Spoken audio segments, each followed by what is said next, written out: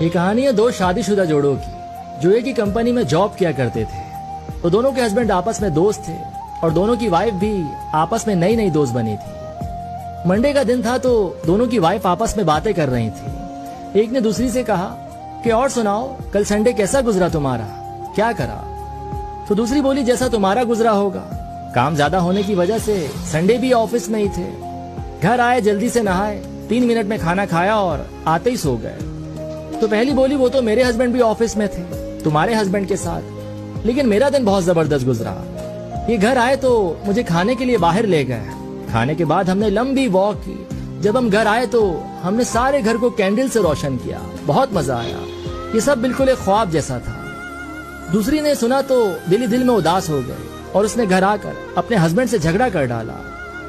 اگلے دن اس کے ہسبینڈ نے آفس میں دوسرے ہسبینڈ سے پوچھا کہ تیرا سنڈے کیسا گزرا تھا. تو اس نے اس کی بات کو کاٹ دیا اور بولا کہ پہلے تو اپنا بتا. تو اس نے کہا کہ بہت اچھا. میں گھر گیا تو ہمیشہ کی طرح کھانا میز پر لگا ہوا تھا. بالٹی گرم پانی سے بھری ہوئی تھی. نہا کر تھوڑی تھکن اتری اور کھانا کھایا اور کھاتے ہی سو گیا. چل بھائی اب اپنا بھی بتا دے. تو بولا بہت خوش نصیب ہے تو, میرا سنڈے میرے لیے بہت مشکل تھا. میں گھر گیا تو کھانا بھی نہیں پکا تھا کیونکہ میں نے بجلی کا بل ادا نہیں کیا تھا تو گھر کی بجلی کٹی ہوئی تھی. پھر مجھے بیوی کو کھانے کے لیے باہر لے جانا پڑا. کھانے کا بل اتنا زیادہ بن گیا تھا کہ واپس گھر آنے کا کرایہ تک نہ بچ سکا. تو ہمیں گھنٹوں پیدل چل کر آنا پڑا. گھر پہنچے تو وہی بجلی کٹی ہوئی تھی. پورا گھر اندھیرے میں ڈوبا ہوا تھا تو روشنی کے لیے موم بتیاں جلانی پڑی. اس نے جب یہ سنا تو اسے بہت افسوس ہوا اور دل میں خدا کا شکر ادا کرنے لگا. جب اس نے گھر آ کر اپنی وائف کو سب کچھ بتایا تو وائف رو پڑی اور بولی بلا وجہ میں کسی کی باتوں میں آ کر آپ سے جھگڑ پڑی. آپ جیسے بھی ہیں بہت اچھے ہیں.